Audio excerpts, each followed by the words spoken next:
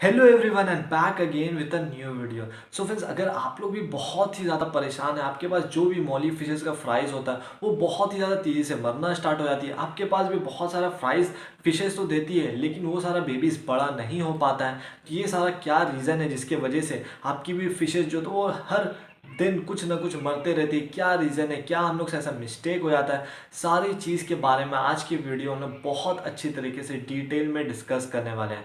आज के वीडियो में 6 बहुत ही बड़ा मिस्टेक्स के बारे में डिस्कस करने वाला हूँ जिसके वजह से हमारी जो मौली फिश है वो मर जाती है। इसलिए ये वीडियो को कम्प्लीटली पूरा देखिएगा। बट आज का वीडियो स्टार्ट करने से पहले अगर आप मेरे चैनल पर न्यू है तो प्लीज़ मेरे चैनल को सब्सक्राइब कर लीजिएगा। उसके साथ ही साथ नोटिफिकेशन बेल को ऑन रखिएगा जिससे कि आपको मेरा आने वाला हर वीडियोज़ का अपडेट मिलता रहे। तो चलिए अब आज का वीडियो शुरू करते हैं। तो चलिए अब बात करते हैं सबसे पहला सबसे बड़ा गलती के बारे में जो कि है ओवर फीडिंग। अगर आप अपने फ्राइज को ओवर फीड कीजिएगा तो डेफिनेटली आपके पास फ्राइज जो वो बहुत ही ज़्यादा तेज़ी से मरना स्टार्ट हो जाएगी। फ्राइज आप लोग जैसे देखते हैं कितना ही ज़्यादा छोटी होती है स्टार्टिंग के टाइम पे। डेफिनेटली ये सारी फ्राइज को अगर आप ओवर फीड कीजिएगा डेफिनेटली मरेगी। हम लोग सोचते हैं ज़्यादा फीड में देने से इसका ग्रोथ जो वो बहुत ही ज़्यादा तेज़ी से होगा, लेकिन ये एकदम ही गलत है। आपको कम ही फीड देना है और रेगुलर इंटरवल्स में देना है जिससे कि आपकी फ्राइज जो है वो अच्छे से उसको डाइजेस्ट कर पाए। जब वो अच्छे से डाइजेस्ट कर पाएगी तभी वो उसको आप नेक्स्ट मील दीजिएगा। ऐसे अगर आप ज़्यादा मील्स देते रहिएगा तो वो खा तो लेगी एक बार में ज़्यादा लेकिन उसको डाइजेस्ट नहीं कर पाएगी। पेट में बहुत सारे इंटरनल पैरासाइट्स वगैरह हो जाएगा और उसके बाद वो लोग बहुत ज़्यादा तेज़ी से मरना स्टार्ट हो जाएंगे। इसलिए सबसे बड़ा मुझे जो गलती लगता है वो ओवर फीडिंग ही लगता है। इसलिए ओवर फीडिंग को एकदम ही स्टॉप कर दीजिए। ओवर फीडिंग एकदम ही मत कीजिए।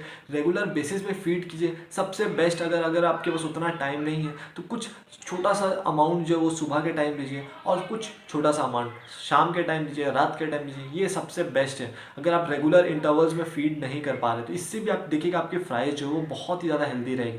कम दीजिएगा तो कभी भी आप देखिएगा ना आपकी फिशेज जो है वो मरेगी। डिफिशियंसी बहुत सारे चीज़ का होगा लेकिन देखिएगा मरेगी नहीं। लेकिन वही अगर आप ज़्यादा दीजिएगा तो डेफिनेटली आपके पास जो भी फ्राइज है वो बहुत ही ज़्यादा तेज़ी से मरना स्टार्ट हो जाएगी। इसलिए आपको ये सारे चीज़ को मेंटेन करना है। कम भी नहीं देना है, ज़्यादा भी नहीं देना है, इसको मेंटेन करके रखना है जिससे कि फ्राइज जो वो अच्छी तरीके से हैप्पी तरीके से सारी चीज़ को खाए और हेल्दी तरीके से उस टैंक में रहे।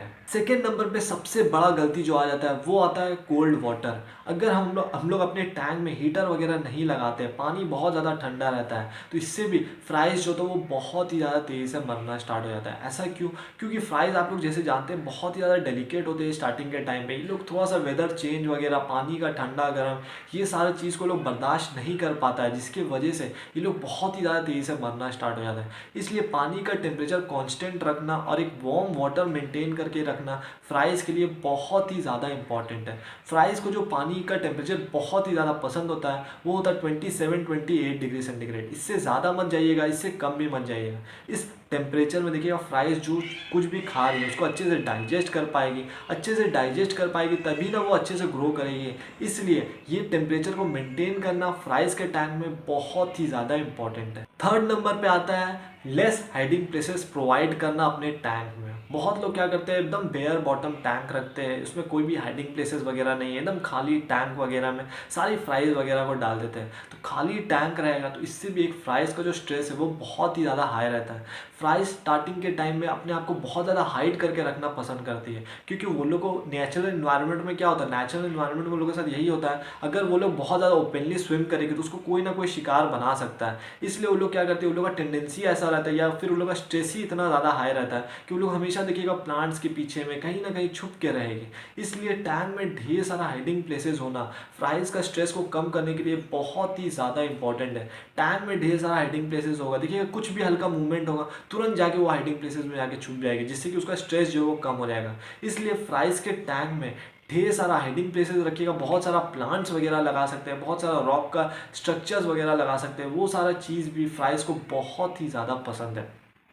आप चाहे तो प्लांटेड टैंक में भी वो सारे फ्राइज को रख सकते हैं। प्लांटेड टैंक में अगर ये सारा फ्राइज को रखिएगा तो बहुत ही ज़्यादा हेल्प करेगा क्योंकि प्लांटेड टैंक एक फ्राइज को बहुत ही ज़्यादा पसंद होता है और प्लांटेड टैंक का अपने ही बहुत सारा बेनिफिट्स होता है। इसलिए प्लांटेड टैंक में अगर आपके पास है तो वो सारा फ्राइज को आप प्लांटेड टैंक में शिफ्ट कर दीजिए, बहुत ही ज़्यादा हेल्प मिलेगा। फोर्थ नंबर पे एक बहुत ही बड़ा मिस्टेक करते हैं, वो क्या करते हैं, हम लोग बड़ी फिशेस को छोटी फिशेस के साथ मिला देते हैं। तो इस ये गलती की वजह से भी हमारी जो फ्राइज़ है वो बहुत ही ज़्यादा तेज़ी से मरना स्टार्ट हो जाती है। इसका रीज़न क्या है, आप देखिएगा, आप जो भी पैलेट्स वगैरह दे रहे हैं, सारी बड़ी फिशेस जल्दी जल्दी जाके सारा पैलेट्स वगैरह खा लेंगे, फ्राइज़ को कुछ ना कुछ मिलेगा ही नहीं। उसके बाद वो क्या होगा, तेज़ी से मरना स्टार्ट हो जाएगा, क्योंकि उसको फूड वगैरह सही से नहीं मिल रहा है। इसलिए कभी भी बड़ी फिशेस को छोटी फिशेस के साथ मिला के मत रखिएगा। और अगर आप बड़ी फिशेस को छोटी फिशेस के साथ मिला के रख रहे हैं, तो आप क्या कीजिएगा, बड़ी फिशेस के लिए बड़ा पैलेट्स दे दीजिएगा। उसके साथ ही साथ पैलेट्स को अच्छे से पाउडर करके भी दीजिएगा, जिससे कि फ्राइज लोग भी वो सारा पाउडर किया हुआ पैलेट्स को खा पाए। वरना आप सिर्फ बड़ा पैलेट्स ही अगर गिन के 4 दे दीजिएगा, तो सारी बड़ी फिशेस जो है वो सारा पैलेट्स को तुरंत देखिएगा खा लेगी। छोटी फिशेस बेबीज जो वो सिर्फ देखते रह जाएगी, या फिर वो पैलेट के साथ बॉल की तरह खेलते रह जाएगी। इसलिए बड़ी फिशेस के साथ कभी भी, पहली बात तो छोटी फिशेस मत रखिएगा। बड़ी फिश एक ही साइज़ की फिशेस एक टैंक में रखिए, दूसरी छोटी फिशेस एक टैंक में रखिए, ये सबसे बेस्ट होता है। अगर आपको दोनों मिला के ही रखना, आपके पास ज़्यादा टैंक नहीं है, तो बड़ी फिशेस को बड़ा पैलेट्स वगैरह दे दीजिए। उसके साथ ही साथ पाउडर करके भी पूरा टैंक में अच्छे से स्प्रिंकल कर दीजिए, जिससे कि वो सारा स्प्रिंकल किया हुआ पैलेट्स जो है वो आपका बेबी फिशेस भी खा पाए, जिससे कि उन लोगों को भी एनर्जी मिले उस टैंक में अच्छी तरीके से रहने के लिए।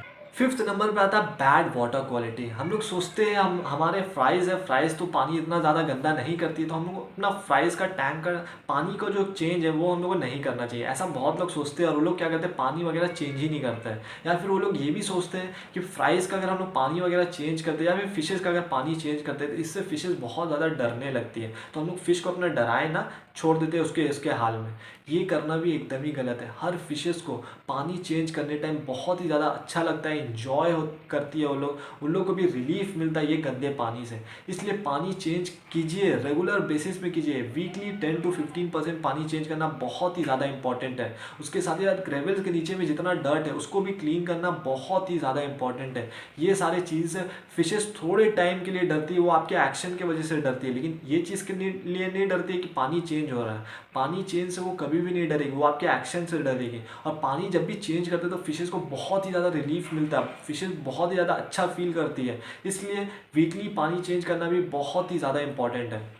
और नॉर्मली फ्राइज़ के बारे में अगर हम लोग बात करते हैं, तो फ्राइज़ को हम लोग पाउडर करके बहुत सारा चीज़ देते हैं। तो बहुत सारा पेलेट्स का जो पाउडर होता है वो फ्राइज़ खा लेते हैं, लेकिन बहुत सारा चीज़ होता है वो धीरे धीरे पानी में डिज़ोल्व होने लगता है। जो नहीं खा पाती है वो धीरे धीरे डिज़ोल्व होने लगता है। इसलिए फ्राइज़ का जो पानी का क्वालिटी है वो बहुत ही ज़्यादा तेज़ी से गंदा होने लगता है। इसलिए फ्राइज़ का भी पानी रेगुलर बेसिस में चेंज करना बहुत ही ज़्यादा इंपॉर्टेंट है। ये हम लोग को दिमाग में नहीं रखना, फ्राइज़ छोटी है तो ये कम वेस्ट प्रोड्यूस कर रही है, लेकिन हम लोग पैलेट्स को भी तो पाउडर करके दे रहे हैं, जिसके वजह से पानी का क्वालिटी जो है वो बहुत ही ज़्यादा ख़राब होता है। ज़्यादा पैलेट्स भी अगर पानी में रहेगा तो ये भी पानी में अमोनिया वगैरह बिल्ड करता है। पैलेट्स भी अमोनिया बिल्ड करता है, सिर्फ फिश का वेस्ट अमोनिया वगैरह बिल्ड नहीं करता। जो भी चीज़ सड़ना स्टार्ट हो जाता है वो सारा चीज़ अमोनिया, नाइट्रेट, हार्मफुल केमिकल्स वगैरह बिल्ड करता है। इसलिए रेगुलर बेसिस में पानी चेंज करना फ्राइज़ के लिए भी बहुत ही ज़्यादा इंपॉर्टेंट है।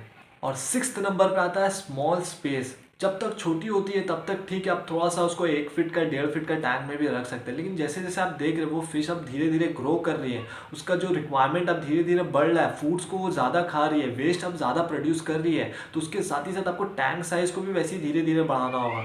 अब अगर आप देख रहे हैं फिशेज़ बहुत ज़्यादा तेज़ी से ग्रो कर रही है, तो आपको टैंक साइज़ जो मिनिमम रिक्वायरमेंट होता है ये सारी फिशेज़ के लिए, वो कम से कम भी 2 से 3 फीट का होना चाहिए। 2.5-3 फीट भी अगर आप रखिएगा, डेफिनेटली देखिएगा वो सारे टैंक में भी वो बहुत अच्छी तरीके से अपने ग्रोथ जो है उसको अटेन कर लेंगे। बस आपको रेगुलर बेसिस में टैंक साइज़ को भी बढ़ाते जाना है, अगर आप बहुत ज़्यादा छोटे किसी एक्वेरियम वगैरह में रखे हो तो। अगर आप नहीं चेंज कीजिएगा, उसको छोटे एक्वेरियम में रहने दीजिएगा, तो इससे भी आप देखिएगा फिशेज अब धीरे धीरे ग्रो कर रही है, लेकिन आप उसको टैंक साइज बड़ा नहीं कर रहे, तो पानी का क्वालिटी तेज़ी से गंदा होने लगेगा। फिशेज जो वो आप देखिएगा सही से स्विम नहीं कर पा रही है, क्योंकि टैंक बहुत ही ज़्यादा छोटा हो चुका है। फिशेज के बीच में फाइट बहुत ज़्यादा बढ़ जाएगा, फिशेज बहुत ज़्यादा अग्रेसिव हो जाएगी। और मेनली आप देखिएगा, अगर आपकी फिशेज इतना बड़ा अगर एक ग्रोथ अटेन कर ली, अगर वो इतनी बड़ी हो गई है, तो वो एकदम अब इतनी ही बड़ी ही रहेगी, उसको वो पार नहीं कर पाएगी, उसका ग्रोथ एकदम ही स्टॉप हो जाएगा। इसलिए रेगुलर बेसिस में टैंक का साइज़ को भी इंक्रीज़ करना, अगर आप छोटा टैंक में रखे हैं तो ये भी बहुत ही ज़्यादा इंपॉर्टेंट है हेल्दी फ्राइज़ को रखने के लिए। सो फ्रेंड्स, यही था 6 इंपॉर्टेंट टिप्स। अगर ये 6 इंपॉर्टेंट टिप्स को अगर आप सही से फॉलो कीजिएगा तो डेफिनेटली आप देखिएगा आपके पास भी कोई भी फ्राइज़ क्यों ना, वो कभी भी नहीं मरेगी, या फिर मरने का जो चांसेस है वो बहुत ही ज़्यादा कम हो जाएगा। उसके साथ ही साथ जैसे मैं बता रहा था, आप प्लांटेड टैंक को भी पिक कर सकते हैं। प्लांटेड टैंक का बहुत सारा एडवांटेजेस होता है फ्राइज़ के लिए। प्लांटेड टैंक भी फ्राइज़ को बहुत ही ज़्यादा हेल्प कर सकता है। सो फ्रेंड्स, होप करता हूँ ये जो भी वीडियो था आपके लिए बहुत ही ज़्यादा हेल्पफुल साबित हुआ होगा। ऐसी मोर फिश रिलेटेड वीडियोज़ के लिए, फिश रिलेटेड कंटेंट्स के लिए प्लीज़ मेरे चैनल को सब्सक्राइब कीजिएगा। So thank you everyone for watching this video, for being with me. और अब हम लोग जल्दी ही मिलेंगे मेरे न्यू वीडियो और एक न्यू कंटेंट के साथ।